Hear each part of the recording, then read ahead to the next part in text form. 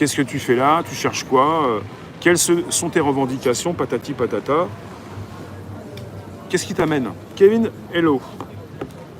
Bon, on va y aller.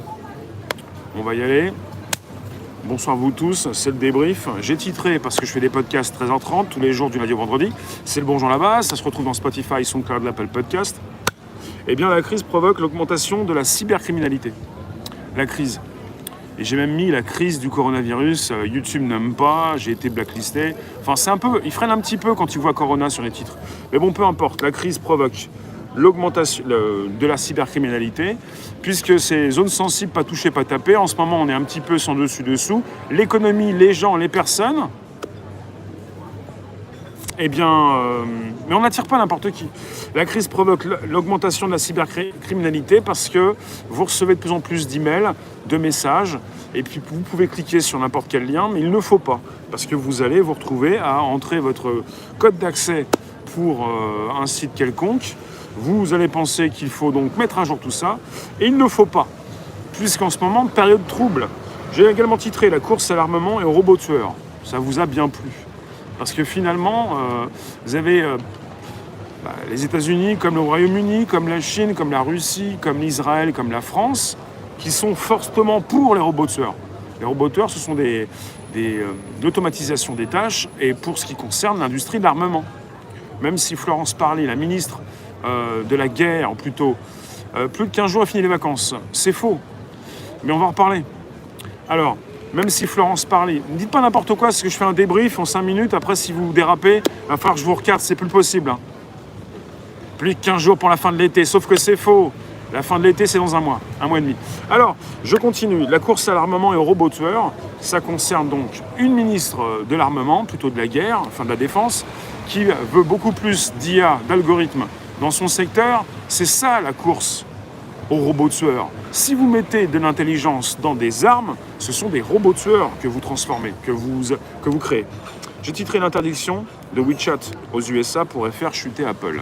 L'interdiction de WeChat, vous vous en moquez. L'application chinoise, utilisée par 1,2 milliard d'utilisateurs. Une application importante. Pourquoi Apple pourrait chuter? Parce qu'Apple, évidemment, pourrait supprimer WeChat de son Apple Store, comme Google, mais comme Apple vend beaucoup de ses téléphones en Chine, les Chinois ne voudraient plus l'acheter. Les Chinois pourraient continuer à acheter des téléphones Android parce qu'ils pourraient toujours se procurer leur application, mais pas chez Apple. J'ai également titré 100 millions d'utilisateurs d'Instagram exploités par la reconnaissance faciale.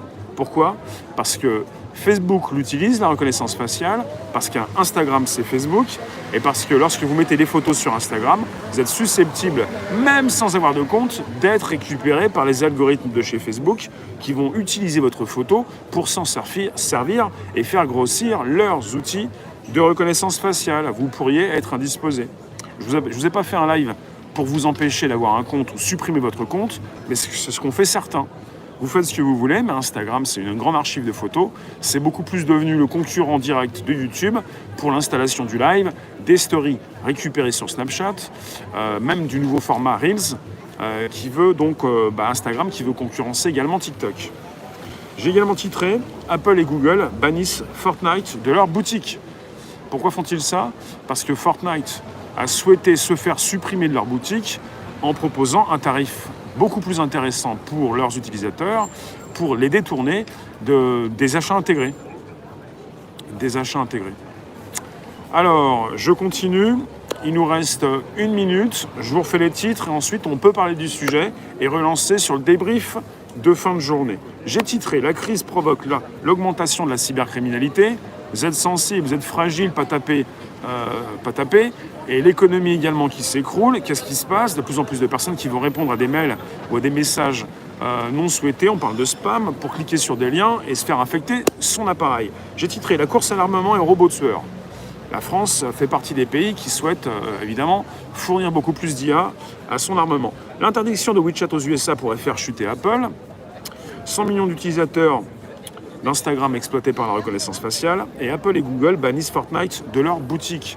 Tout ceci concerne un résumé, un débrief, un topo sur le podcast de 13h30 de chaque jour, le Bon Jean la base, que vous retrouvez sur Spotify, SoundCloud et l'Apple Podcast.